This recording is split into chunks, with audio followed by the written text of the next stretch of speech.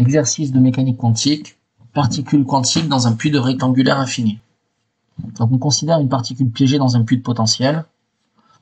Donc je l'ai représenté ici.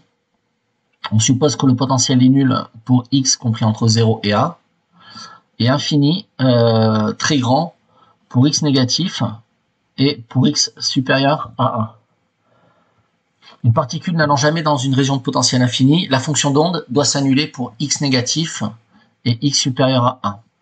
Donc l'équation de Schrödinger s'écrit pour x compris entre 0 et 1, moins h par carré sur 2m, dérivée seconde de la fonction d'onde par rapport à la coordonnée d'espace x, est égal à l'énergie appliquée, l'opérateur énergie appliqué à la fonction d'onde.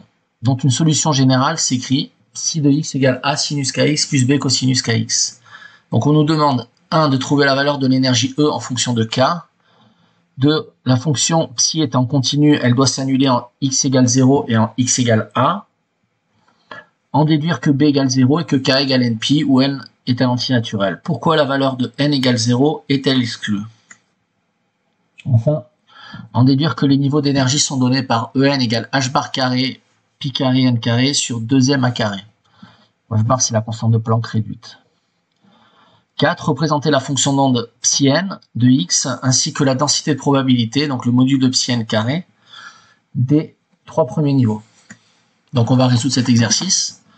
En fait, on va séparer l'espace en 3 zones. Une première zone que je vais appeler 1 où le potentiel est infini pour x négatif. Une deuxième zone où le potentiel est nul, que j'appelle 2 pour x compris entre 0 et 1. Et enfin une troisième zone où le potentiel est toujours infini, mais x, à ce moment-là, notre particule se déplace au-delà de 1.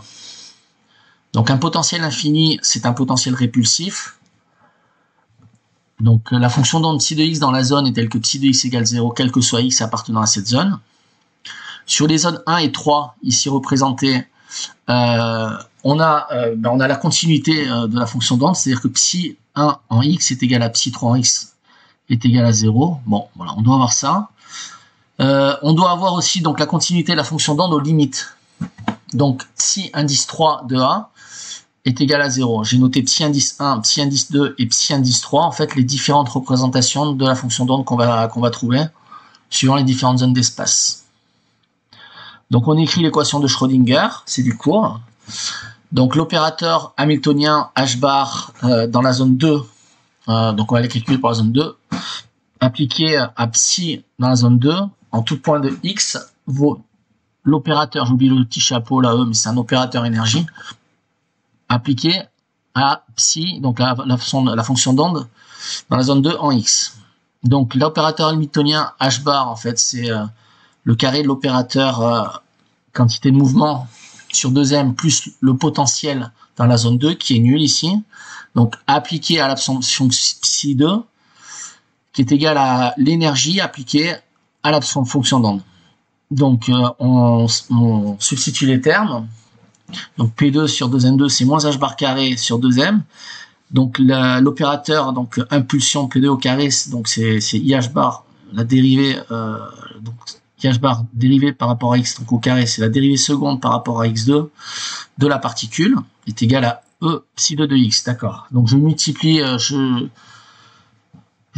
en haut à droite par 2m sur h bar carré de manière à me séparer de cette constante là devant la dérivée seconde, et on obtient l'équation simplifiée qui est la dérivée seconde de la fonction d'onde par rapport à x2. Donc c'est une équation on va dire différentielle au second ordre qui fait intervenir donc la dérivée à coordonnée d'espace x plus 2m h bar carré e moins v0. V0 est égal à 0 dans la zone 2, hein, puisque on a dit que le potentiel est nul en 2, est égal à 0. Donc la dérivée partielle, la dérivée seconde de psi par rapport à x2, on peut écrire que c'est une différentielle exacte, puisque en fait on considère pas la particule dépend du temps clairement, mais on considère pas la particule dans les autres zones de l'espace. Non, là on est en régime stationnaire, donc elle dépend même pas du temps. Qu'est-ce que je dis? Donc les solutions de psi de x dépendent de l'énergie, et on va voir que seules certaines valeurs discrètes en fait de l'énergie peuvent exister dans un tel puits. Autrement dit, on va voir que il y a une discrétisation, une quantification de l'énergie, et que en fait on peut pas ne peut pas faire coexister une particule dans un fluide potentiel si l'énergie ne prend pas certaines valeurs discrètes. Donc supposons avoir une solution de la forme, c'est ce que nous dit l'énoncé, psi de x sous la forme a sinus kx plus b cosinus kx. Donc en fait, on va calculer la dérivée seconde et on va injecter dans l'équation de manière à trouver une relation dite de dispersion en fait qui lie k à l'énergie. Donc la dérivée première en x, en fait la dérivée du sinus kx c'est du k cos kx et la dérivée du cosinus kx c'est du moins k sinus kx. Donc petit point en x, c'est du ak cosinus kx moins bk sinus kx. La dérivée seconde, on fait pareil, on redérive une deuxième fois. C'est du moins, il y a du k qui sort encore, donc on a du moins ak carré sinus kx moins bk carré cosinus kx, et ceci on s'aperçoit que c'est égal à moins k carré psi. Autrement dit, on a une équation différentielle, donc une fois qu'on a injecté dans l'équation de Schrödinger du type moins k carré psi dans la zone 2 en x plus 2me sur h bar carré psi 2 en x. Alors, il ne faut pas confondre le k ici qui est le vecteur d'onde avec h bar qui est la constante de Planck réduite.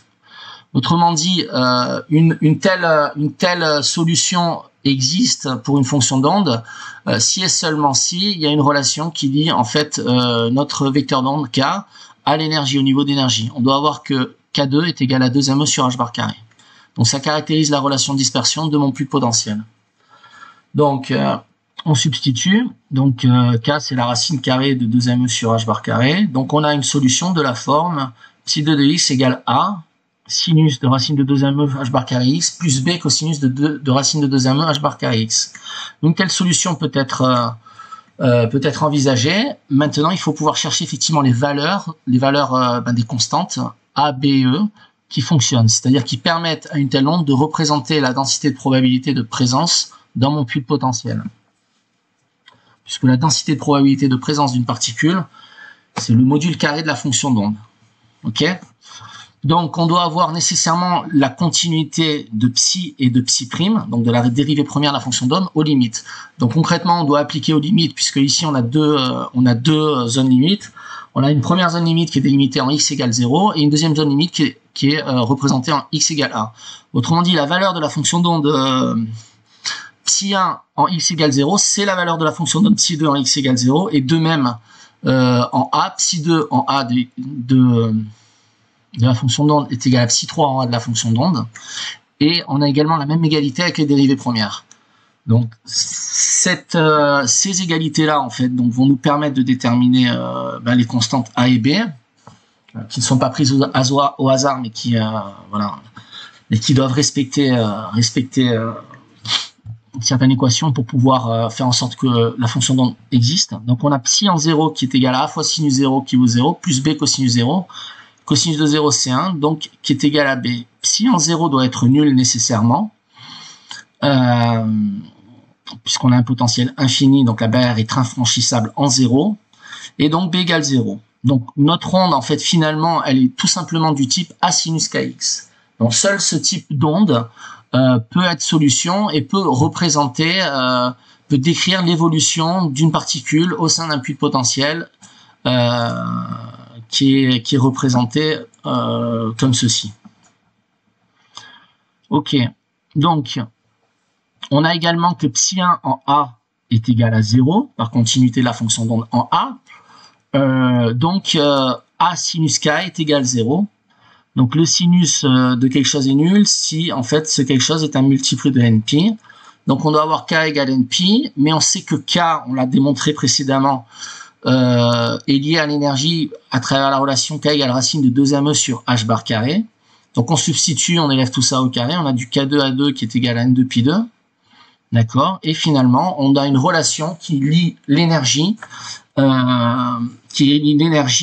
à la constante de Planck via le carré d'un antinaturel. Donc E doit être nécessairement de la forme N au carré fois pi au carré h carré sur 2ma.